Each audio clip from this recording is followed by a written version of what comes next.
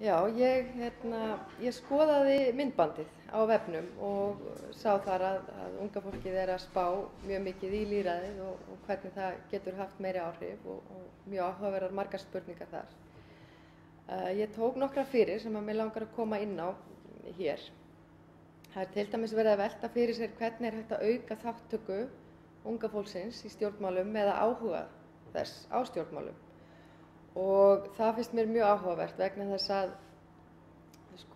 ég er mjög mikið fyrir að virkja alveg frá unga aldri í barnalýðræði að ala börn upp með þeim hætti að þau finni fyrir því að þau geti haft áhrif á umhverfi sitt og að þau velji oft athafnir sínar eða hvað er í boði til dæmis í skólum og frístundaheimilum og þannig að þau finni fyrir því að þau hafa einhver áhrif og það sama má segja unglinga og ungmenni að mér finnst mjög áhugaverð þessi leið að hafa ungmennaráð og að unga fólki komi að ýmsum lýðræðislegum ákvörðunum í samfélaginu. Og ég held að þegar við höfum svoleiðis að þá leið erum við farin að vekja áhuga ungs fólks á stjórnmálum. Ef það finnur fyrir því að það geti haft einhver áhrif, þá leið fær það meiri áhuga á því að spá í stjórnmál og spá í samfélagsmál. Nú, síðan er spurt ætti að lækka til dæmis kosningaaldurinn til þess að gera þetta. Ég held að það sé ekkit endilega nauðsynlegt til þess að vekja áhuga ungs fólks á stjórnmálum. Nú erum við með skilgreindan sjálfræðisaldur sem er 18 ár og mér finnst það eðlilegt að halda sig við hann varðandi það að hafa rétt til þess að kjósa.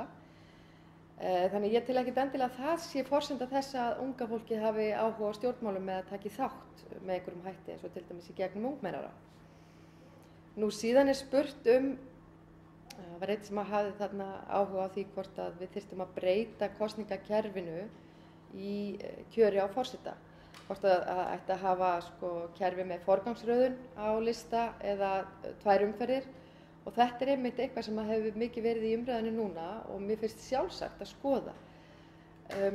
Það held ég að myndi til dæmis verða frekar til þess að fólk væri tilbúið að kjósa með þeim sem það helst vill sjá í embætti í þá fyrri umferð eða forgangsröð á lista. Þannig að það væri ekki bara átt á milli einhverja 2 einstaklinga og þá til þess að fella annan. Heldur væri það meira þetta er minn frambjóðandi og síðan tökum við aðra umferð eða forgangsröðum á lista. Og þetta finnst mér mjög eðlilegt í kjöri á forseta. Til þess að tryggja það að hann hafi meirihluta atkvæða og meirihluta fólks á bak við sig. Síðan var ein ung kona sem spurði hvort að forseti ætti að beita sér fyrir mannúðarmálum á erlendu vettvangi og ég hef einmitt lagt áherslu á það í mínu framboði að forseti ef að þjóðarleiðtogar heims skipta sér ekki af þessum málum, hver á þá að gera það? Og ég hef lagt áherslu á það að forseti eigi að gera það og ég tel ekki að hann eigi að gera það einungis á erlendu vettvangi, heldur líka innanlands vegna þess að það eru ýmis vandamál hér eins og það er fátækt þó það sé ekki í stórum hópi fólks að þá þurfum við samt að beina sjónum að því og laga það sem er að hér á landi líka vegna þess að fátækt til dæmis þó hún sé ekki nema í 2% hópi þjóðfélagsins þá samt sem áður getur hún haft gríðarleg samfélagsleg áhrif og afleiðingar þannig að þetta er eitthvað sem við þurfum að hugsa hvers vegna ætti forseti ekki að beina augum að slíkum vandamálum. Hann á auðvitað að gera það. Nú, síðan er spurt hvernig eigi að endurreisa traust fólks á Alþingi. Og þetta er í raun og veru kjarni míns framboðs. Ég bauð mig fram vegna þess að nú hef ég verið að taka þátt í baráttu fyrir hagsmunum almennings sem varða lánamál heimilanna og það er að segja það sem er búið að gerast hér eftir hrun er að sjálfsögðu það að það óréttlæti sem er látið dynja á almenningi er látið viðgangast. Kjörnir fulltrúar fá umboð frá fólkinu til þess að gæta þeirra hagsmuna og þeir hafa að mínu mati brugðist að mörgu leyti bæði inn á löggjafarþinginu, Alþingi, þar sem þeim tekst ekki að vinna saman að þessu verkefni, tekst ekki að tryggja rétt almennings og síðan framkvæmdavaldið sem að samkvæmt samfélagssáttmálanum á að sjá til þess og samkvæmt stjórnskipan landsins þá á framkvæmdavaldið að gegna því hlutverki að sjá til þess að farið sé að lögum og farið sé að dómum þegar að dómskerfið hefur haft síðasta orðið og fellt dóm þá á framkvæmdavaldið að sjá til þess að farið sé að þeim. Nú ef að kemur til þess að bankakerfið segir, já við vitum ekki alveg hvernig við eigum að fara með þessa dóma, þá þurfum við að spyrja, hvernig væri þetta ef að einstaklingur sem dæmdur myndi segja, ég veit ekki alveg hvað ég á að gera til þess að fara eftir þessu. Nú, það ber bara að tryggja það að fara sig eftir því og við höfum eftirlitsstofnanir og við höfum ráð til þess að tryggja það og þessu ber framkvæmdavaldinu að sinna. Nú, ég hef sagt að til þess að endurreisa traust fólks á Alþingi þá þarf að koma til aðgerða og við erum að fara í gegnum mjög óvenjulega tíma, það eru mjög óvenjulegar aðstæður í samfélaginu eftir hrun. Þegar að kjörnir fulltrúar hafa brugðist og fólkið upplifir svona mikið vantraust, það þarf mjög mikið að koma til að endurvekja þetta traust. Og ég tel að það komi ekki til einungis með tali og orðum vegna þess að það verður auðvitað innantómt þegar að það fylgja engar aðgerðir. Þannig að ég lít svo á að það beri að tryggja aðgerðir í þágu almennings fyrir almanna viljanum og þar hef ég lagt áherslu á þessi mál vegna þess að þau hafa verið vanrækt núna í þessi 3,5 ár frá hruni. Ég tel að það verði til þess að endurreisa traust fólks á Alþingi og á kjörnum fulltrúum. Það er einungis að koma til aðgerðir og það verður að koma til í þessum málum vegna þess að þetta eru svo stór mál. Nú, ég held að það geti líka gerst með því að tryggja rétt fólksins í lögum landsins. Það er að segja að við tryggjum Nú hafa verið gerðar tillögur í frumvarpi stjórnlagaráðs og þar til dæmis verið að leggja til að fólkið hafi rétt til þess að leggja fram frumvarp til laga, leggja fram þingmál inn á þing og málskotsrétturinn, það er að segja að réttur fólks til að fara fram á þjóðaratkvæðagreiðslur ákveðin löggjafarmál sé hjá fólkinu sjálfu, það sé ekki einungis í höndum eins aðila sem er forseti að hafa þennan rétt eða einungis í höndum þingsins, heldur sé þetta líka hjá fólkinu. Ef við komum þessu inn í lög eða stjórnarskrá, þá held ég að það geti orðið til þess að það verði vandaðra stjórnarfar. Það verði til þess að vanda vinnubrögð bæði löggjafarþingsins og framkvæmdarvaldsins. Og þetta er í raun og veru kjarninn í mínu framboði. Það er að beita valdheimildum í stjórnarskráni eins og hún er skrifuð í dag til þess að koma þessu inn í stjórnarskrá eða lög þannig að valdið verði hjá fólkinu sjálfu og ég er í raun og veru að segja ég vil gera mig eða forsetaembættið óþarft að þessu leyti og færa þetta meira til fólksins. Það held ég að verði til þess að við sjáum hér vandaðra stjórnarfar, vandaðri vinnubrögð í framtíðinni. Þetta tel ég vera í raun og veru okkar meginverkefni í dag og mér finnst að við þurfum að leggja mjög mikla áherslu á að þessu verði lokið bara á nokkrum mánuðum, bara innan við ár. Þá verðum við búin að þessu. Þannig að við getum svona farið að byggja upp öruggara, traustara lýðræði og sem sagt vanda vinnubrögðin og fá valdið til fólksins.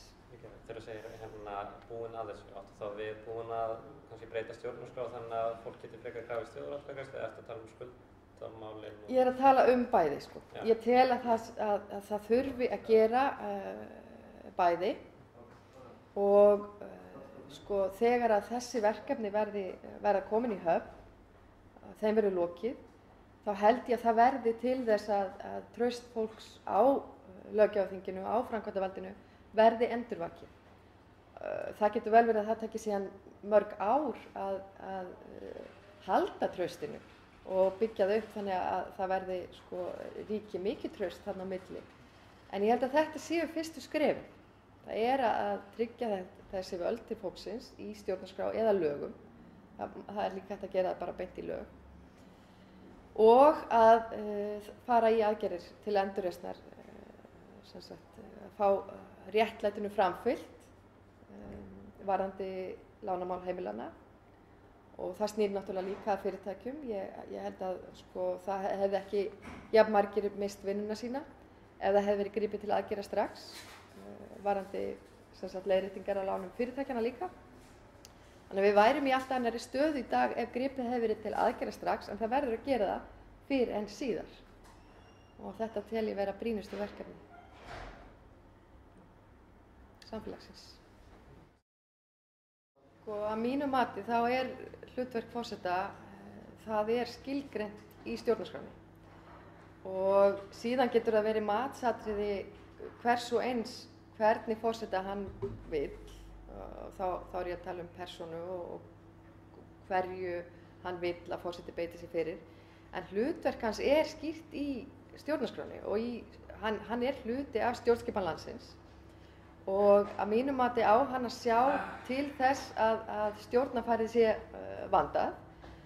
Hann á að gæta að lýðræðislegu ferli og sko, hann er skilgreindur í fyrsta kafla stjórnarskrárinnar sem hluti af bæði löggjafar og framkvæmdarvaldinu og sko, hann kemur inn á löggjafarvald með þeim hætti að sko, hann sem sagt, hann getur hafnað lögum staðfestingar. Það er málskotsrétturinn eins og allir þekkja og við erum búin að láta reyna á núna.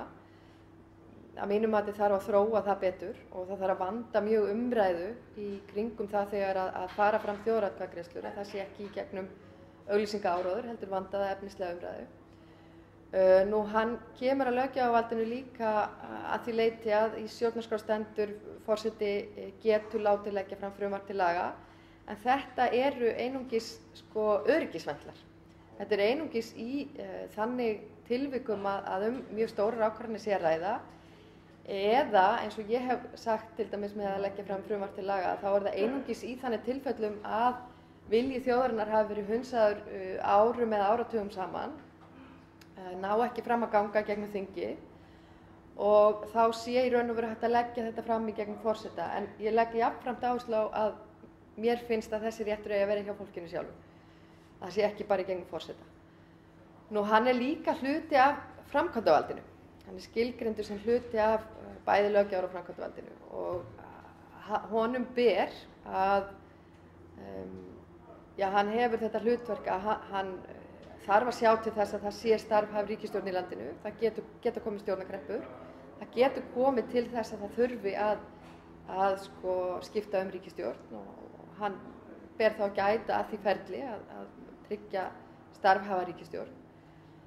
Og hann í raun og veru að mínu mati getur veitt ráðherrum lausn og ég hef lagt áherslu á að það sé í svona kannski neyðartilfellum eða tilfellum þar sem að fólki finnst að sko ráðherrar sem eru kjörnir fulltrúar komnir í ríkisstjórn gangi jafnvel gegn almannahagsmunum, þvert á vilja þjóðarinnar, sinni ekki skyldum sínum samkvæmt samfélagssáttmálanum að tryggja það lögum og dómum og svo framvegis sé framfylgt, að þá geti forseti skorist í leikinn og veitt þeim lausn, sé það vilji fólksins en ekki svona sem hans eigin geðþóttaákvörðun. Þannig að þetta eru hlutverk forseta í stjórnarskrá og og ég tel að við þurfum að fara að hugsa um það að hvort það gæti verið betri hugmynd að fara eftir stjórnarskránni og fara eftir lögum sem við höfum skrifuð í stað þess að fara eftir hefðum sem í raun og veru gagnast okkur ekki nægilega vel og tryggja ekki nægilega gott lýðræði. Og þá þarf fólki sjálft að meta það. Það er ekki einungis forsetinn sem á að gera það, heldur fólki þarf að koma sér saman um þetta. Nú síðan er spurt hvort að persónulega skoðanir forseta eigi að hafa áhrif á hann, til dæmis varðandi það hvort hann beiti sér með málskotsréttinn eða það að leggja fram frumvarp til laga og svo framvegis. Þar hef ég einmitt lagt mikla áherslu á að það eiga ekki að vera persónulega skoðanir forseta, heldur á þetta að vera svona öryggisventill að beita í raun og veru beita sér einungis fyrir ríkum meirihlutavilja þjóðarinnar. Og ég hef sagt að það er hlutverk hans að tryggja það að þessi meirihlutavilji nái fram að ganga.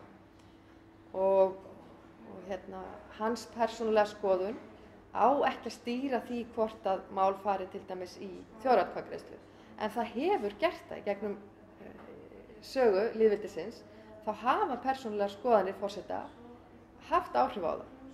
Það var til dæmis krafa fólksins að aðild að NATO færi í þjóðaratkvæðagreiðslu, en því var hafnað.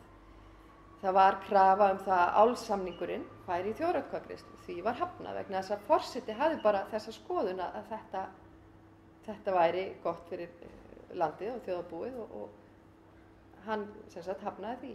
Það var líka krafa fólksins þegar að Vigdís var forseti að EES-samningurinn færi í þjóðaratkvæðagreiðslu og því var hafnað þrátt fyrir 35.000 undirskriftir og að mig minnir 75% vilja þjóðarinnar fyrir þjóðaratkvæðagreiðslu. Þannig að þetta er einmitt svo vandasamt í að vera í hlutverki forseta. Það er einmitt að halda sínum skoðunum tilbaka og vera vörður lýðræðið og að lýðræðislegur meirihlutavilji fólksins nái fram að ganga. En ég held nefnilega að þar liggi vandinn að sko, forsetinn verður að vera gæddur þannig lýðræðisást, skulum við bara kalla það, að hann sé traustur fulltrúi fólksins og líti á sig sem þjón fólksins en ekki þjóðhöfðingja. Ég vil taka þetta embætti dálítið niður að þessum stalli og vegna þess að ég tel að þetta eigi ekki að vera einhvers konar höfðingjahlutverk heldur sko, og ekki sko, einstaklingur sem fer fram með sín ein mál heldur sé þetta sko, svona vörður lýðræðið. Þannig að þetta eru áherslumál og ég tel að unga fólki þurfi einmitt að hugsa þetta áður en að kýs hvort að það vilji svona búa við öruggara lýðræði í framtíðinni.